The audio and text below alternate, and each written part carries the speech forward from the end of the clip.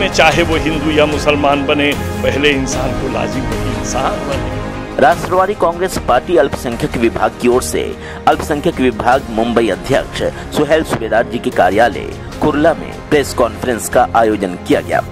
रविवार 17 मार्च को आयोजित इस प्रेस कॉन्फ्रेंस में एनसीपी के माइनॉरिटीज डिपार्टमेंट के नेशनल चेयरमैन शब्बीर अहमद विद्रोही भी शामिल हुए।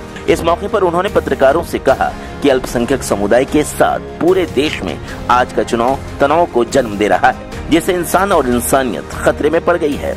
इस मौके पर शब्बीर विद्रोही ने मोदी सरकार पर देश के विकास से कोसों दूर रहकर माहौल में जहर घोलने का आरोप लगाया। साथ ही सभी से इस चुनाव में सांप्रदायिक ताकतों को उखाड़ फेंकने की अपील की। नमस्कार, स्वागत है आपका हमारे एक खास कार्यक्रम में। आज हम मौजूद हैं राष्ट्रवादी कांग्रेस पार्टी के कार्यालय में, जहां पर प्रेस कॉन्फ्रेंस का आयोजन राष्ट्रवादी कांग्रेस पार्टी की ओर से किया गया है। क्यों ये प्रेस कॉन्फ्रेंस आयोजित किया गया है, यही जानेंगे, क्योंकि आज यहां पर मौजूद हैं राष्ट्रवादी कांग्रेस पार्टी के अल्पसंख्यक विभाग के राष्ट्रीय अध्यक्ष शब्बीर विद्रोही जी। जानेंगे प्रेस कॉन्फ्रेंस का उद्देश्य, मकसद, तात्पर्य। जी, आपका स्वागत है। क्यों आज प्रेस कॉन्फ्रेंस का आयोजन किया गया? देखिए, चुनाव का ऐलान हो चुका है और आपको मालूम है कि 25 तारीख के बाद पर्चा दाखिला भी शुरू होगा और महाराष्ट्र का चुनाव जो है 29 अप्रैल को समाप्त भी हो जाएगा। तो चुनाव में तनाव आ जाता है और तनाव जब आता है तो इंसानियत खतरे में आ जाती है। प्रेस कॉन्फ्रेंस लेने का मेन उद्देश्य ये था कि हम अल्पसंख्यक चाहते हैं कि इस देश के अंदर अमन, चैन, शांति बनी रहे, ताकि यही विकास के लिए ज़रूरी है। चुनाव आता है, चुनाव जाता है, चुनाव में लोग वोट देते हैं, सरकारें बनती हैं और सरकार जो भी बनती है वो जनता की सेवा के लिए बनती है, देश के विकास के लिए बनती है।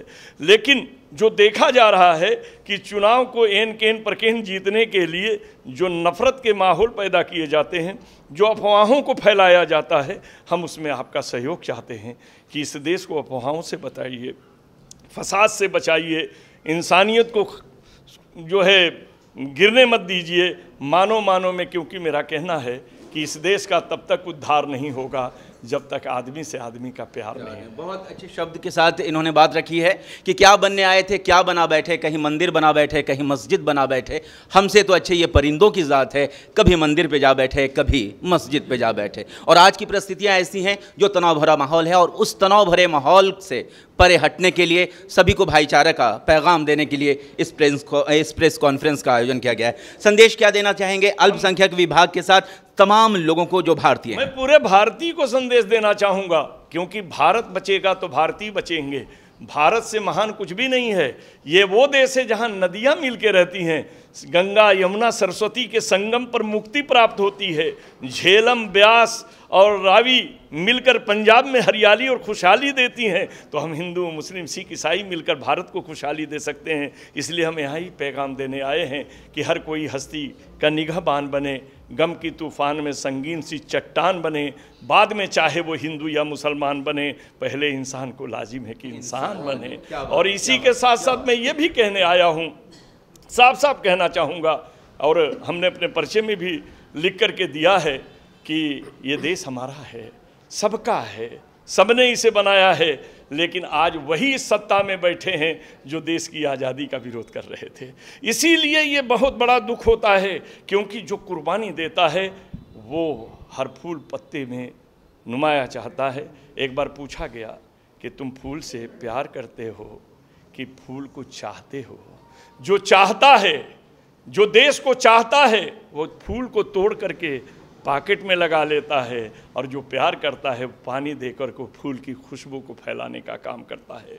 हम इस देश से प्यार करते हैं, भाजपा वाले केवल इस देश को चाहते हैं अपनी सत्ता के लिए। और यही बात कहीं ना कहीं अल्पसंख्यक समुदाय पर आवाज़ उठाई जा रही है, कहीं ना कहीं तनाव का माहौल पैदा किया जा रहा है, कहीं ना कहीं गैर महफूज, अपने आप को गैर महफूज समझ रहा है ये समुदाय। तो क्या उनको संदेश रहेगा, क्या उन पार्टियों को संदेश रहेगा जो आपके विरोध में काम कर रहे हैं? देखिए, मैं आपसे एक बात साफ कहना चाहूँ, हम को अपने मरने जीने की चिंता नहीं है, इसलिए कि मौत बरहक है, किसी दिन भी आएगी, किसी को ले जाएगी। लेकिन हमें चिंता ये है, इंसान तो मरने के लिए ही पैदा है, मगर देश से इंसानियत मर रही है। मानव की जगह मानवता समाप्त हो रही है, नैतिकता समाप्त हो रही है, सामाजिकता समाप्त हो रही है। और इससे क्या होता है? आतंक बढ़ता है, और जहाँ आतंक बढ़ता है वहाँ शांति नहीं रहती है।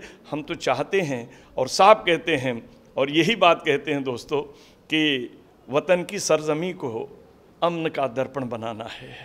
ये शाखें नीम की हैं, इनको भी चंदन बनाना है। मुझे जल्दी निकालो मंदिर और मस्जिद के झगड़े से, मुझे बच्चों की मुस्तकबिल को रोशन बनाना है। क्या बात है, क्या बात। शेर बहुत अच्छा था शेर ये। और इसी के साथ हम सुहेल खान साहब से ये जानना चाहेंगे कि मुंबई में अध्यक्ष आप मुंबई के, क्या पोजीशन लग रहा है राष्ट्रवादी कांग्रेस पार्टी और कांग्रेस पार्टी गठबंधन का? जी, जिस तरीके से 2014 में ये सरकार जो आई थी, झूठ और भय की बुनियाद पे जिस तरीके से उन्होंने झूठ के ऊपर ये अपना सरकार बनाई थी, तो लोगों को इस 5 साल में पता चल गया कि ये सरकार जो है जुमलेबाज है। और मुझे यकीन है कि लोगों के सामने हम ये मुद्दा सब रखे, नौकरी से लेके महंगाई से लेके हर चीज़ पे हमने उनकी आँख खोली है। तो इतना उम्मीद है। मगर आपकी हर आंख, जब भी आप कोई मुद्दा लाते हैं, चाहे पुलवामा का हो, चाहे वंदे मातरम का हो, या फिर चौकीदार का मुद्दा हो, वो हर मुद्दे की उनके पास काट होती है। मैं भी चौकीदार, मैं भी भागीदार, इस तरह का स्लोगन ला करके चौकीदार चोर है, इसको तो उन्होंने ख़त्म कर दिया है। चौकीदार चोर है, चौकीदार चोर है या चौकीदार भागीदार है, ये आप देखो नीरव मोदी किसकी सरकार में गए, बराबर। तो चौकीदार भागीदार है। ये देश सुरक्षित हाथों में, आपकी फाइल, राफेल की फाइल गायब हो जाती है। तो ये मुझे लगता नहीं है कि ये चौकीदार नहीं है। चौकीदारी सही नहीं कर रहे हैं, यानी कहीं ना कहीं राफेल का फाइल गुम हो गया है, फिर भी आप कहते हैं अपने आप को चौकीदार हूं मैं, तो कहीं ना कहीं इस पर सवाल उठा रहे हैं और जवाब देने के लिए विद्रोही जी ने आवाज़ बुलंद की।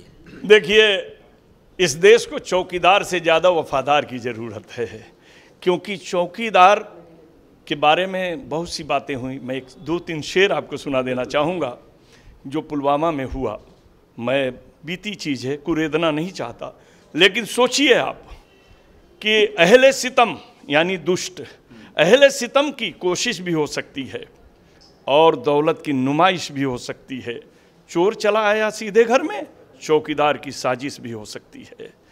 ख्याल कीजिएगा, कारण ये चौकीदार की साजिश भी हो सकती है। तो सवाल उठा रहे हैं वो, इसी पे से सवाल उठा रहे हैं कि हर किसी का आपको हिसाब चाहिए, जवाब चाहिए। ऐसा नहीं है। जब किसी आदमी की पहचान झूठ की बन जाती है तो उसके हर बात पर सबूत मांगा जाता है। और अगर इसी बात को ये नितिन गडकरी के मुंह से कहवा दें, कोई सबूत नहीं मांगेगा। चूंकि ये मोदी बोल रहे हैं और मोदी का पिट्ठू जो है अमित शाह बोल रहा है, इसलिए लोग सबूत मांग रहे हैं। जो कहता है, वादा करता है, बाद में कहता है कि जुमला है, तब लोग सबूत मांग रहे हैं, वरना कोई सबूत की जरूरत नहीं है।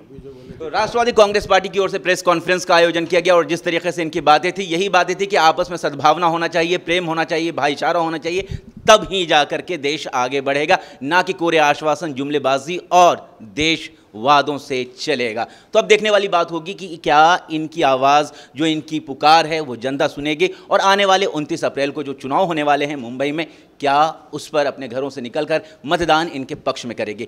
अन्यथा क्या करती है, ये 23 तारीख को देखने वाली बात होगी। क्या मोदी फिर से सरकार बनाते हैं या फिर कांग्रेस पार्टी और राष्ट्रवादी कांग्रेस पार्टी और उनके गठबंधन मिलकर सरकार केंद्र में बनाने के लिए कामयाब हो पाते हैं। वीडियो जर्नलिस्ट नियाज खान के साथ मैं खालिद मलिक, STV न्यूज़ मुंबई। हमें लाइक करें। मुंबई और महाराष्ट्र से जुड़ी हर खबर के लिए STV न्यूज़ को सब्सक्राइब करें, बेल आइकॉन को प्रेस करें और पाएं ताज़ा तरीन खबरें।